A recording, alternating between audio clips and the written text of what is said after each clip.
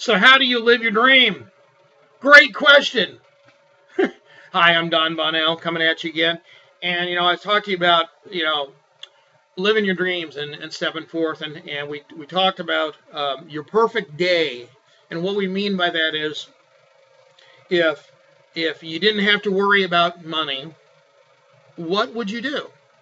And that is, if you can answer that question, it's the why. So, um, and I want to kind of lean into this a little bit with you because it's probably the most important thing in the world. Most people, and they say it's like 96, 97%. And who am I to argue with statistics? But they say 96, 97% of the people in the world just kind of accept life and they go along with it. And you know what? And that sounds about right. Having been a teacher for a while, and having been in education, I've kind of seen this. There are kids that just accept whatever's handed them, and there's other kids that challenge it. It's funny because in education, we often we often disparage or harass or hassle or whatever the kids that are always questioning us. I love kids that ask questions. I love people that ask questions because that means they're thinking, they're challenging the status quo. I love the people that do that. I've always enjoyed the people that do that. And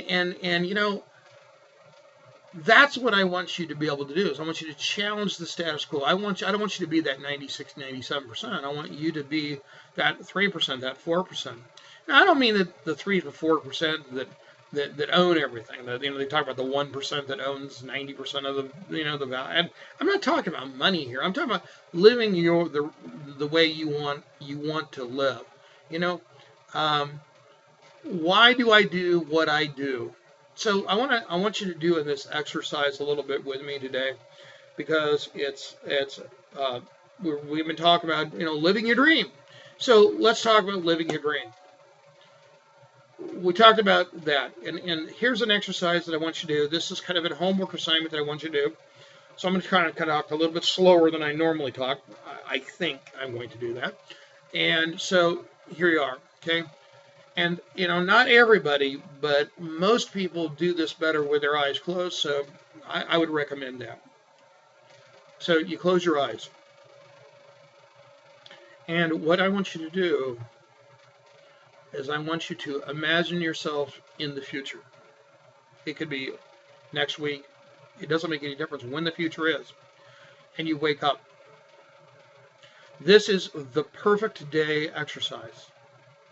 And what I want you to do is imagine for you, what does waking up look like? When do you wake up? For some of you, waking up might be waking up at 7 o'clock in the morning and going and working out. Some of you, it might be sleeping until noon. Some of you, it might be waking up at 8 o'clock and running over to the bakery and getting a fresh chocolate cream filled donut. And biting into that donut and having a cup of coffee and enjoying the sweetness. Some of you may not even like donuts. It doesn't make any difference. What do you do then? What is your perfect day? What is your next activity? What do you do? Do you take your kids to school?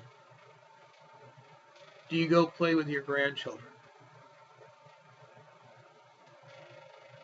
Your next perfect activity. Do you blog?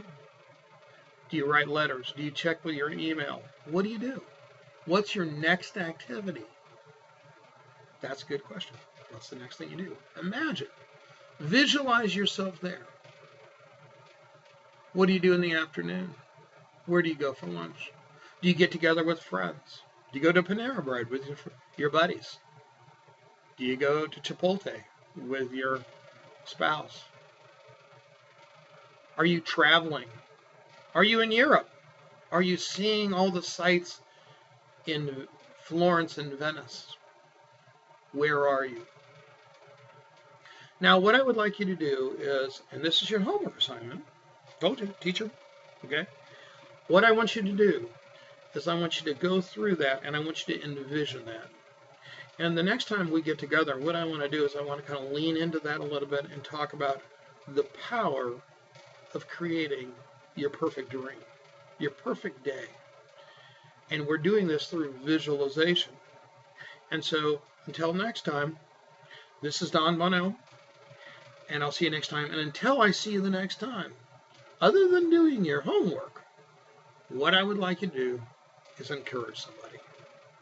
Bless them with a kind thought or a kind action. See you next time.